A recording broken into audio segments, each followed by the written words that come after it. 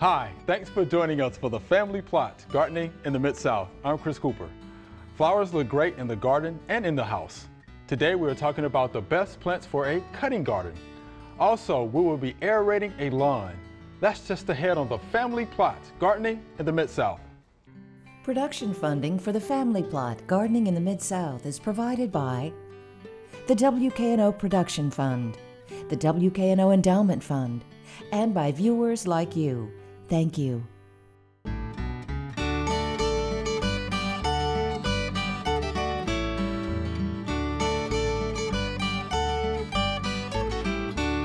Welcome to the Family Plot. I'm Chris Cooper. Joining me today is Celeste Scott. Celeste is a horticulture specialist with UT Extension, and Booker T. Lee will be joining me later.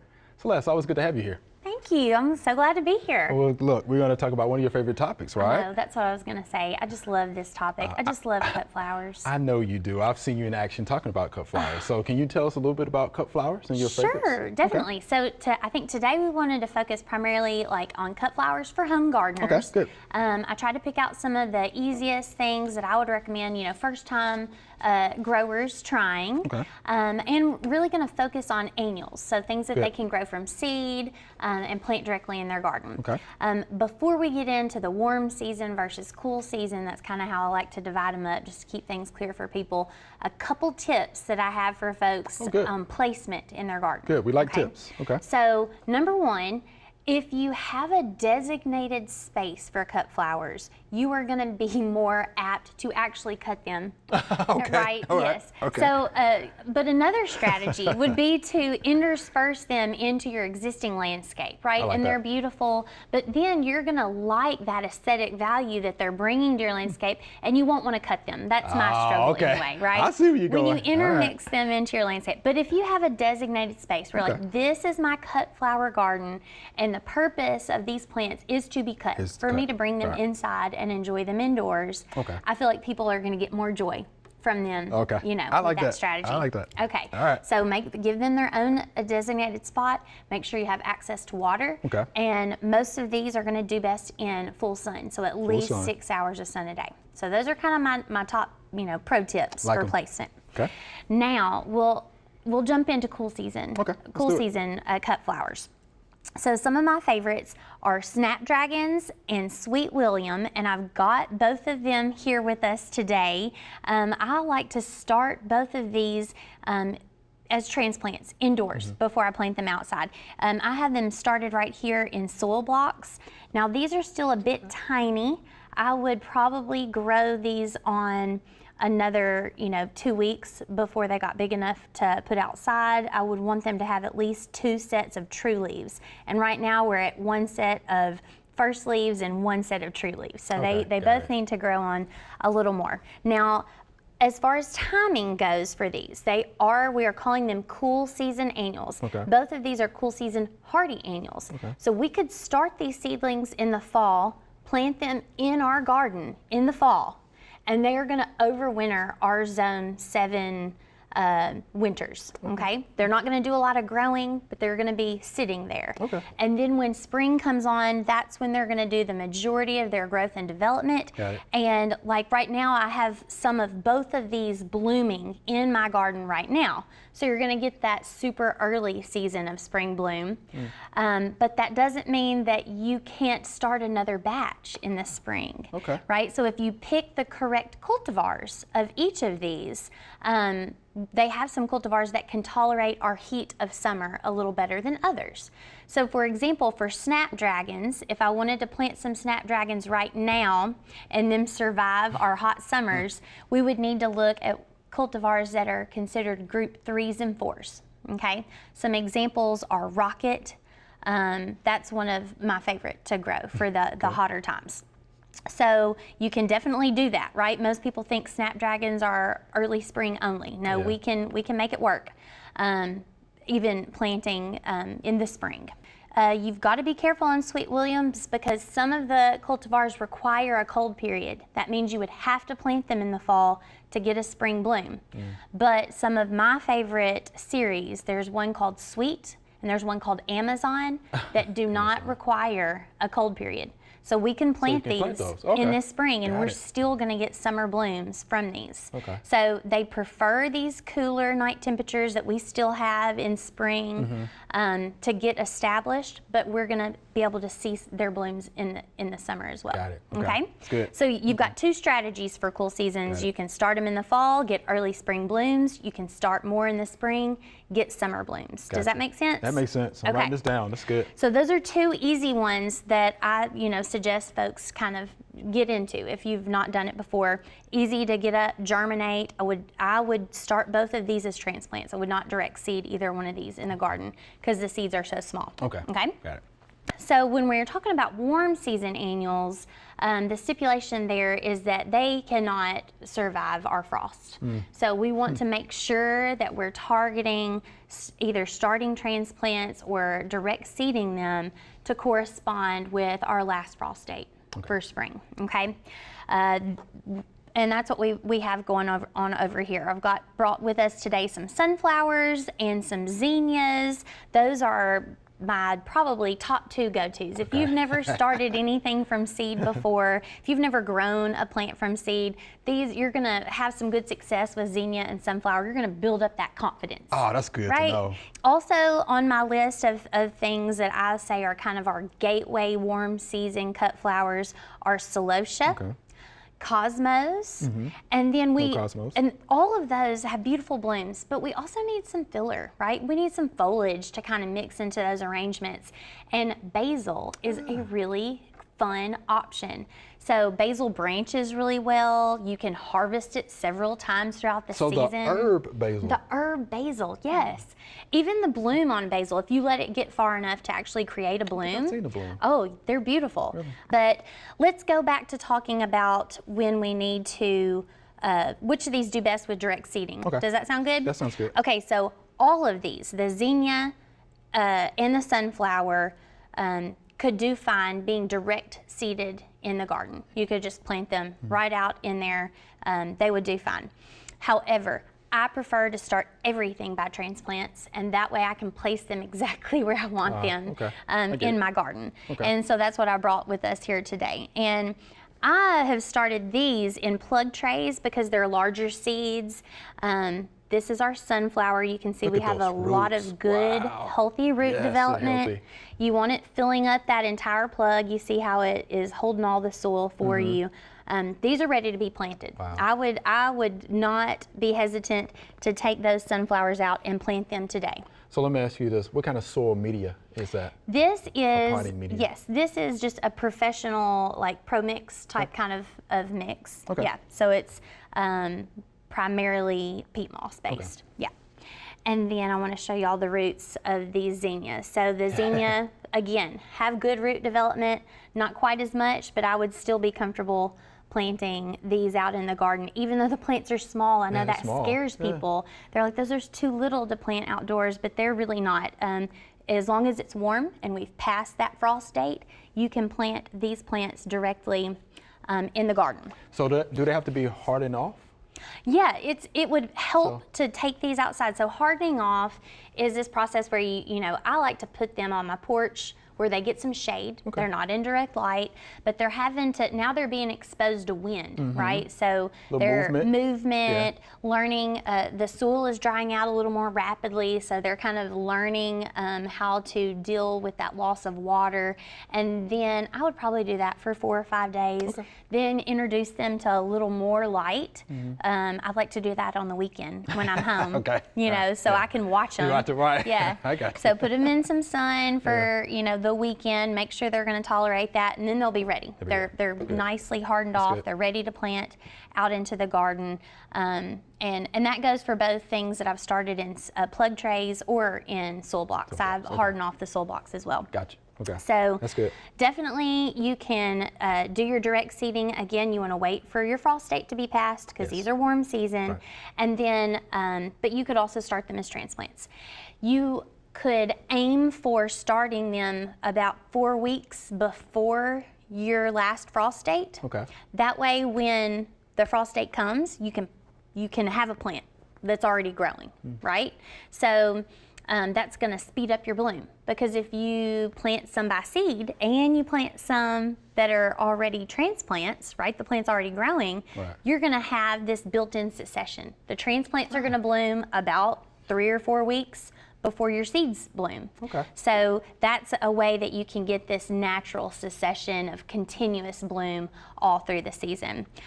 For the celosia and the basil, the seeds are smaller, so I like to start them for sure transplants and then put them out into the garden. But for direct seeding, sunflowers, zinnias are gonna be your go-tos for first time home cut flower gardening. Wow. Thank you, Celeste. I can tell you like this. I do. All right, thank you much. We appreciate that. That was good information.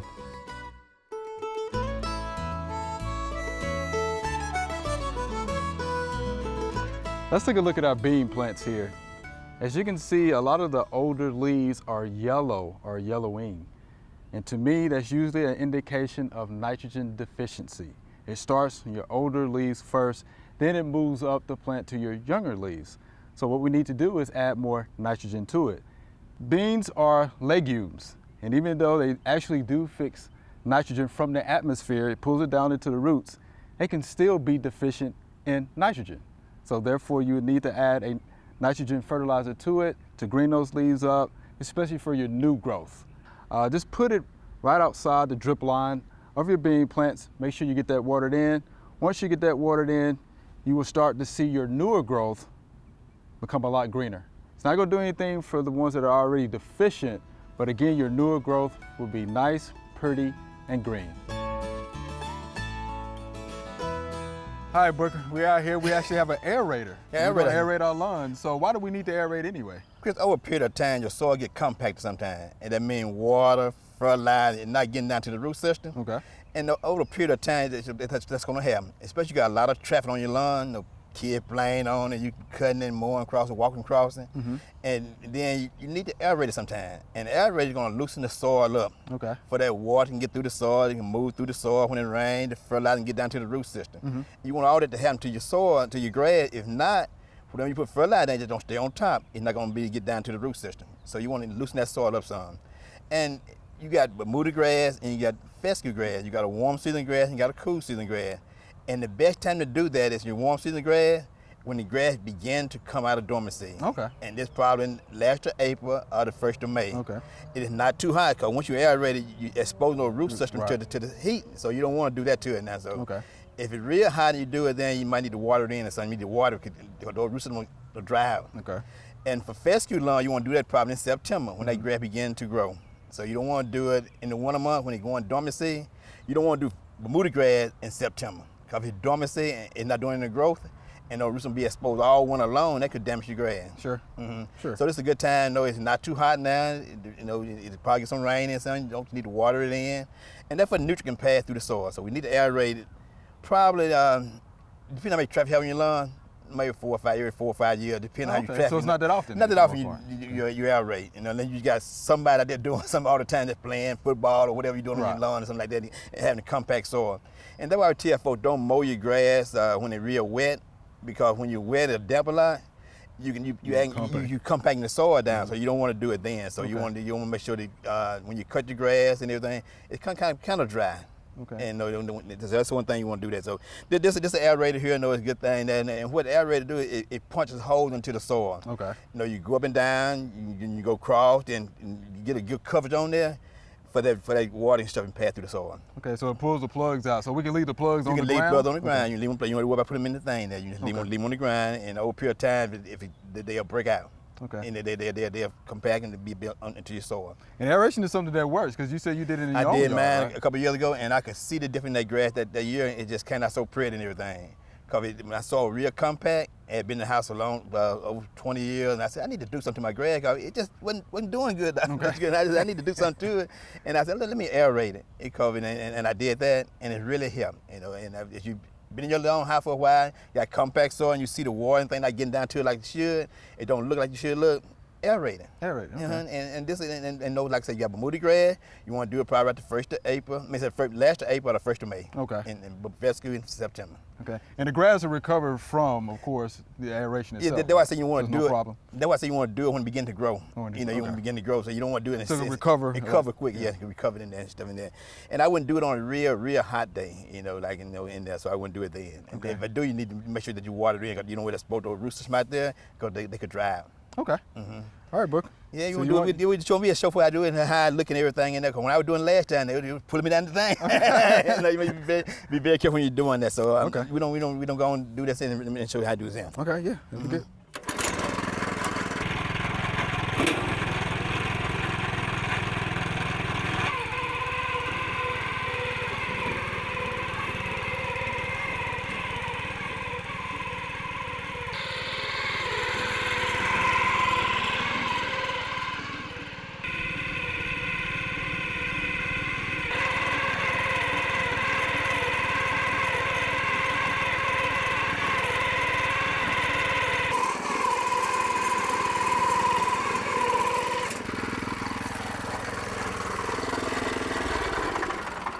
So what'd you think? Man, it's good. To tell you to do it with a clip. Do it when it's not too hot. But it's good though. Do what you need to do. Okay. You see how going up and down, just like mowing your grass. Make sure I try to cover every spot in there. So, and this is gonna hit the grass a lot better. You'll see it again this year. You'll see how it grows real good. Okay. Aeration is very important. Okay, yeah, we can see the little plugs that see the little plugs that come out the ground and everything, so going through there. If you want to do it real good, you can go back across another way. Okay. That will help some too.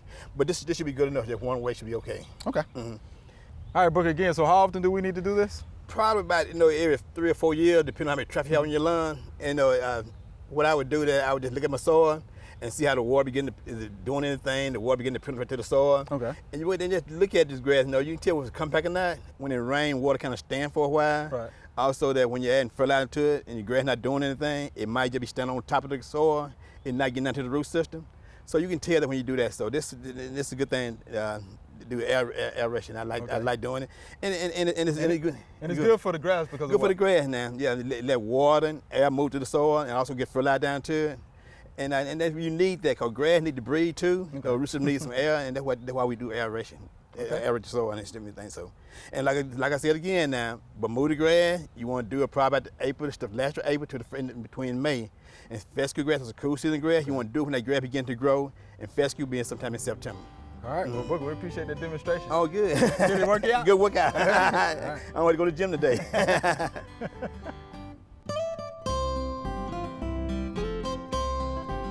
Well, we've got our basil here, and it's growing very nicely, but it's only got 3 main stems on it. So we would like to trim it, and we want to take off that apical dominance that it's creating, and we want to spread that around to the other shoots that are starting out. So what we'll do is we'll take it and we'll go down to the next place that there's a joint, and we will clip it right there.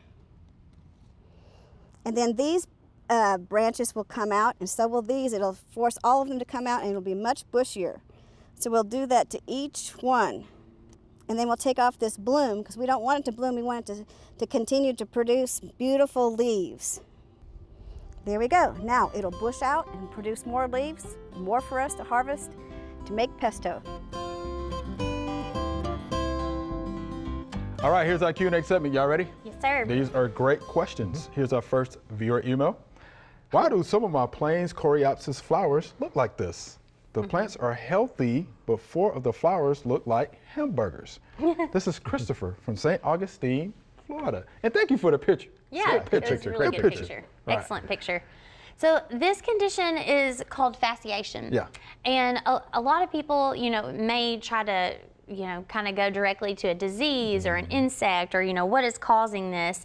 But in this particular situation, fasciation is just a natural mutation. Yeah. It's just occurring naturally on its own. And essentially what's going on here is the growth point in that plant, the meristem, as it's developing, just can become elongated. It can become flattened, distorted. We use a lot of different terms to kind of describe this look that is happening with fasciation. sometimes we'll see fusion between two blooms. Okay, So it'll yeah. look like the head of a bloom is, connected, and then ray petals along the edges. Sometimes we'll see like a ribboning effect, right? And then other times, like in this picture, we saw that flattening Yes, real flat. of the meristem of that cone. So it can look a lot of different ways, but it is a pretty unique, occurrence in nature. It's not hurting that plant.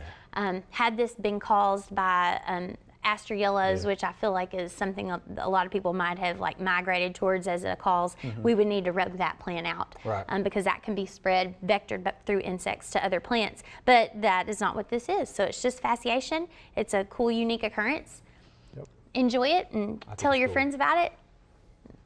No, I think it's pretty cool. It's just one of those oddities Yeah. in nature, right? Yes. I would adore it. I think it's pretty cool. You have something that you can actually show people and be like, guess what? This is growing in my garden. It's pretty neat. Yeah, I think it's cool. Yeah, I think it's pretty And I've cool. seen it in tomatoes. There are certain tomato varieties that have what are called super blooms. Yeah, So, yeah. it's the same thing as several flowers that have grown together. And it creates usually a large cat-faced tomato. Yeah. But it's just kind of cool. Yeah, I think it's pretty cool. So yeah, thank you for that picture. For that It's pretty hamburger nice. flower. Yeah, the hamburger hamburger flower. flower. Hey, you might have a new flower. How about that? So thank you for that picture, Christopher, and for the question. We definitely enjoyed seeing that. All right, here's our next viewer email. How do I prevent cane borers in raspberries and blackberries? And this is Gary from Dry Ridge, Kentucky. He is concerned the borers will kill his plants and doesn't want to prune. So Peter, he doesn't want to prune. Actually, if you're worried about borers, pruning is probably one of the best things you can do with blackberries Yes, it is. and raspberries. Yeah. So it's the redneck cane borer.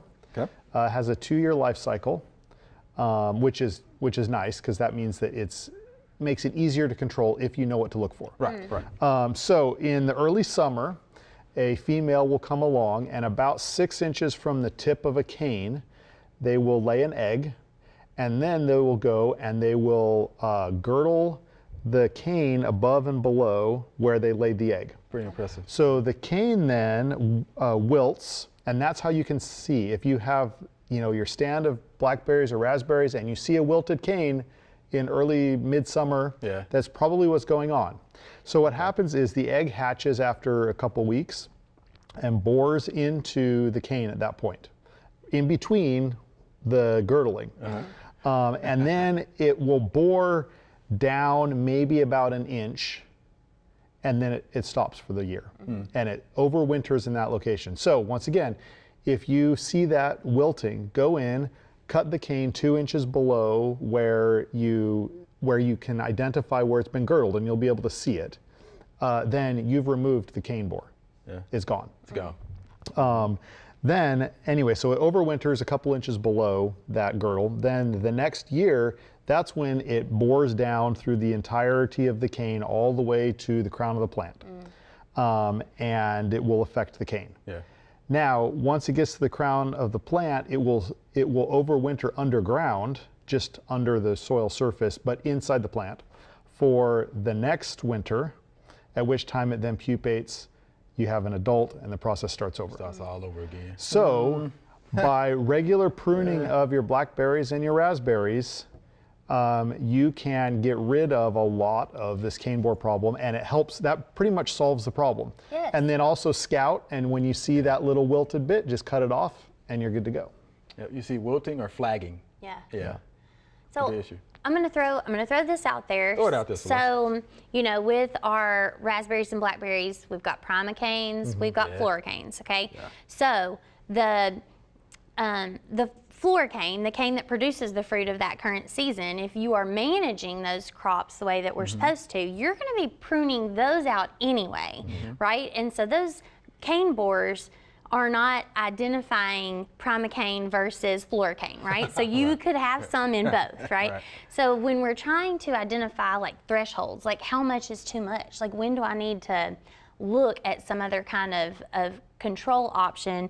And in this case, insecticides are not going to be very effective unless you are an excellent scout. But if you were growing and that was going to be an issue, like the 10%, if 10% of your primocanes, because your primocanes are going to make your fruit for the following season. Right. So you remove all your floricanes, you don't have to worry about those ever making it to the crown because you're removing those canes anyway. So after that, look at what's left. If 10% of your primocanes that are going to be fruit bearing the following year, you can tell that they have those cane borers, that might be a flag for you to be an excellent scout the next year to be able to target an insecticide spray, because the only time we can target them is when they're in their adult female form while they're laying the eggs. And that requires, like I said, very excessive scouting twice per week. And then we really have a very narrow option of insecticides that are super even effective for this. The active ingredient in that product is bifenthrin. So, you know, just going out when you notice it and spraying them with an insecticide is not going to help you. Yeah. So pruning for sure. And you think about 10% is a lot. It is. Yeah. Yeah. Another thing is, if you have a lot of wild raspberries or blackberries rather around your area, that may help encourage the population because they're having a chance in the wild to get down to the crown, pupate, and True. So if you have some that are nearby that you know about that are out in the woods that nobody cares about, it might be worth it to go out there and destroy those plants, just to reduce the insect pressure on your plants. Right. I think that will help Yes. prevent the cane borers, right? And something else too that came out of your discussion, right? It is always important to know the life cycle, you know, of the insects that we're talking about, right? Because there's a certain time that you can actually target, you know, the insect that's in question, right? Because if you miss, you know, that point, then it's too late. Yeah, everything you do will do nothing. Yeah. So it's really important to know the life cycle of those insect pests that are out there. Yeah, we appreciate that question, Gary. It's a good question. Good explanation. So thank y'all much for that. Celeste, Peter, always fun. Always fun. Thank y'all so much. Thanks. All right.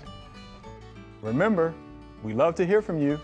Send us an email or letter. The email address is questions@familyplotgarden.com. And the mailing address is Family Plot, 7151 Cherry Farms Road, Cordova, Tennessee, 38016. Or you can go online to familyplotgarden.com. That's all we have time for today. Thanks for watching. If you want to learn more about the flower variety Celeste talked about or how to take care of your lawn, go to familyplotgarden.com. We have information on these topics and many more. Be sure to join us next week for the Family Plot Gardening in the Mid-South. Be safe.